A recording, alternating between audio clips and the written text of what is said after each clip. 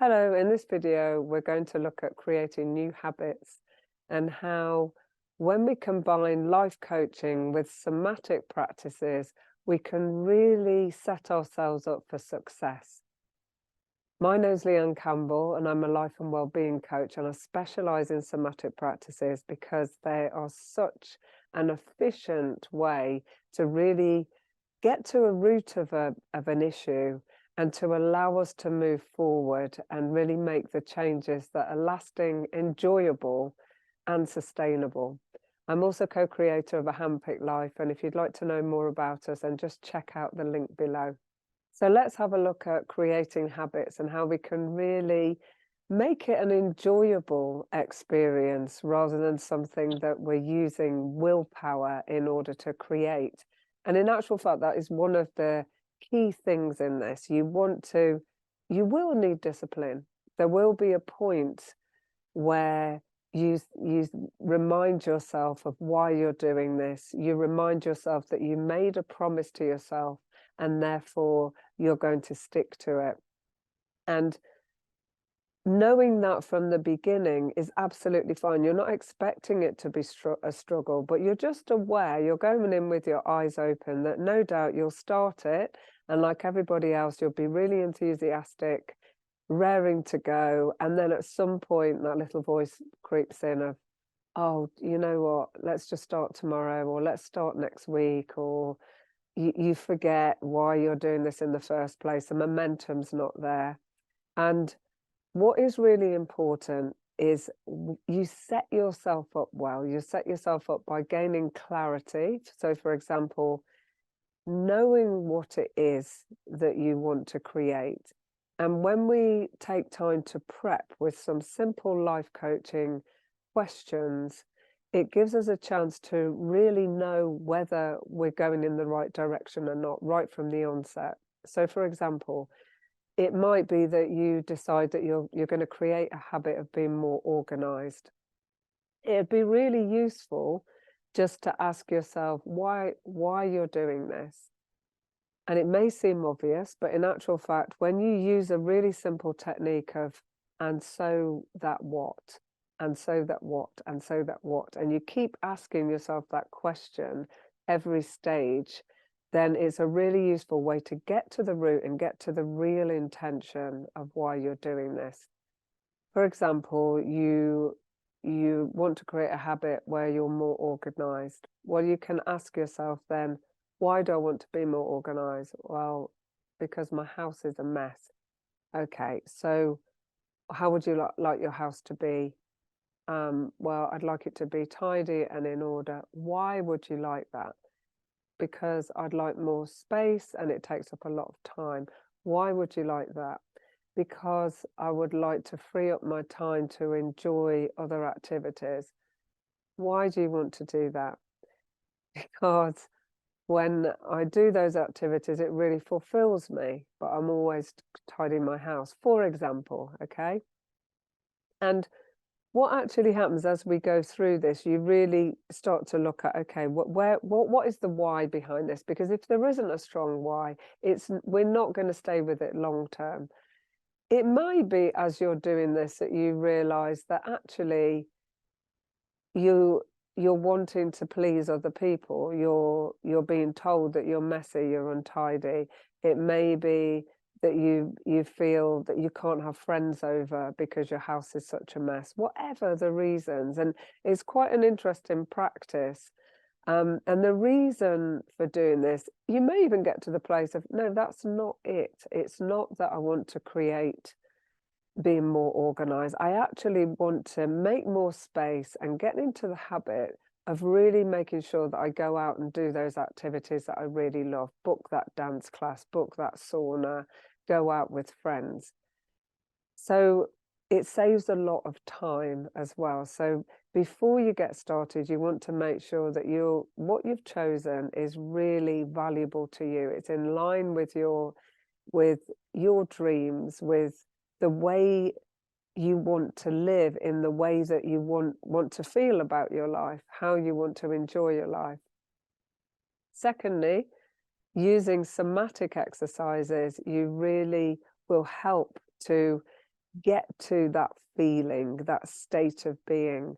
So, for example, if you're creating something, it's for a reason, it's for a feeling. And by doing that simple life coaching exercise, you'll get to the why.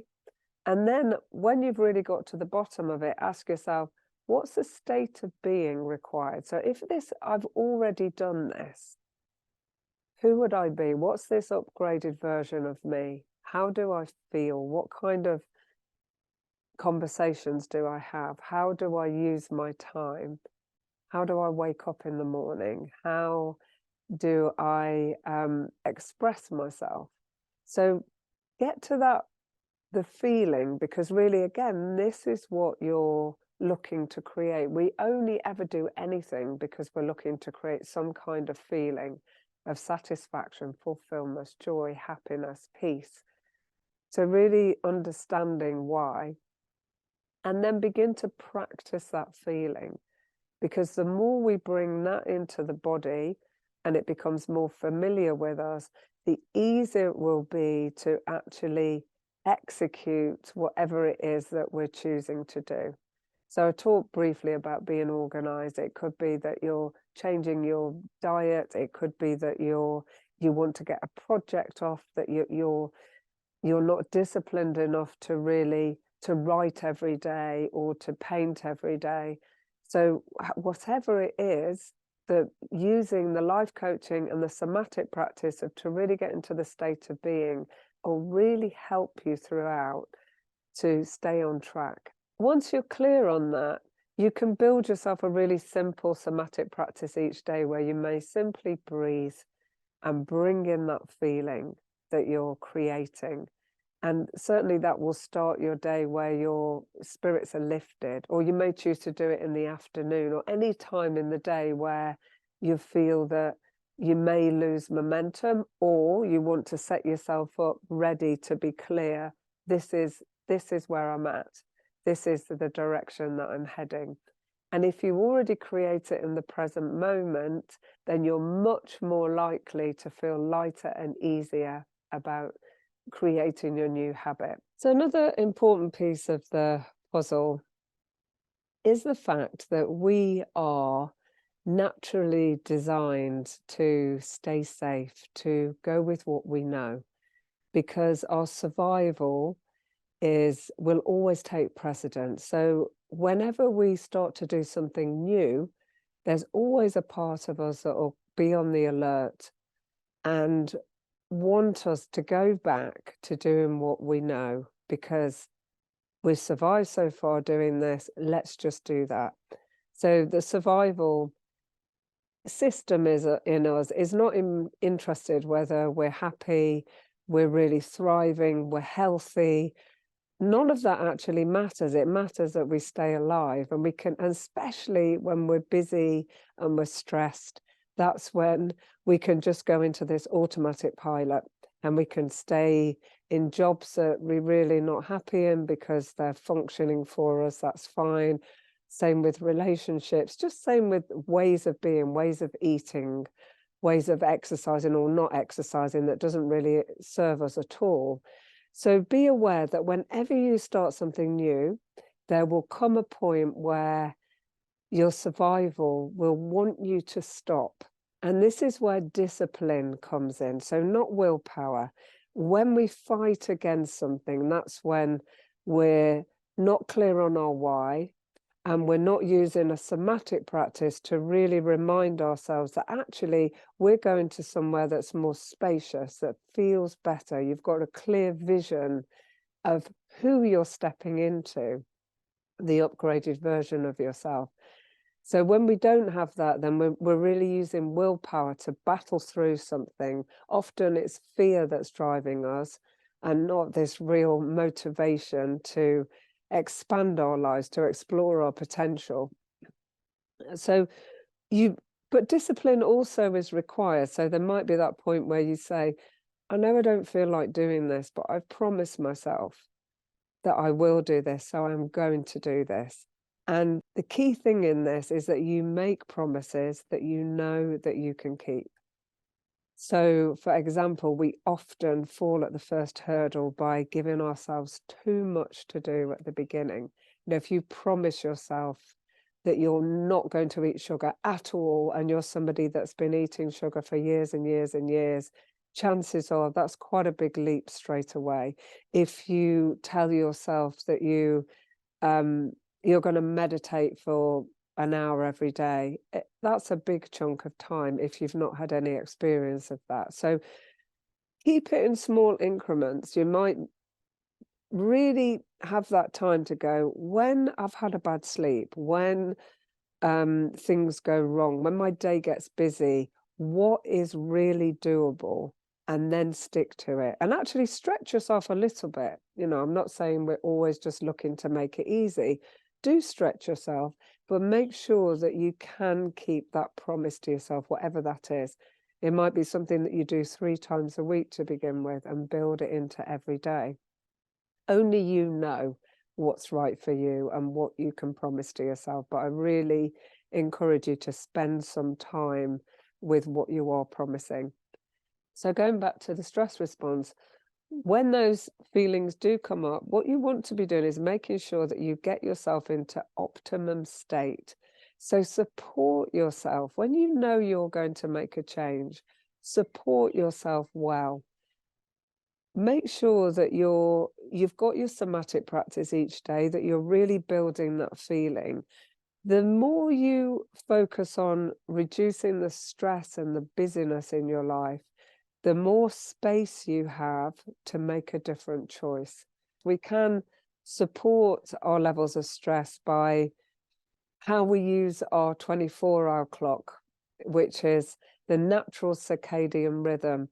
So understanding that there are times in our day where we are naturally geared towards more action-orientated things, where we are more alert, awake. It's the good stress that motivates us. And that is that particular time of the day between between waking and 8 and 9 hours. And there's also times in our day where it's really important that we acknowledge that we're beginning to wind down a little, not having the lights so bright on our screens, for example, having a time just to have that space again, that chance to breathe, checking in again on your why is a great time in that sort of latter part of the day. And the third section of the day being the sleep time. And when we really use our wakefulness time well, and we're going with the body clock, we're already setting off our clock for the day, ready for good quality sleep. And when we're changing habits, we want to have really good quality sleep, because that's where everything assimilates. That's where we really get that support. So understanding this rhythm is a really beautiful way to get behind what you do. If you'd like to know more about that, then we have a whole 21-day program on our membership platform that takes you through creating habits and really how to support yourself well with the circadian rhythms, with the life coaching practices, as well as the somatic exercises. And as a whole, that is a great way to ensure that you're going to create those habits in a way that's joyful, that's easier, and that flows well with how you naturally work. So if you want to know more about that, then check out the link below. If you've enjoyed the video, then give us a thumbs up. Leave us a comment, please share. We want to get our work out to as many people as we can. If you'd like to check out another YouTube video, then we have a lovely tap on procrastination, which also really helps at that point where you lose that momentum slightly and you're looking for your discipline again. Thank you for joining me.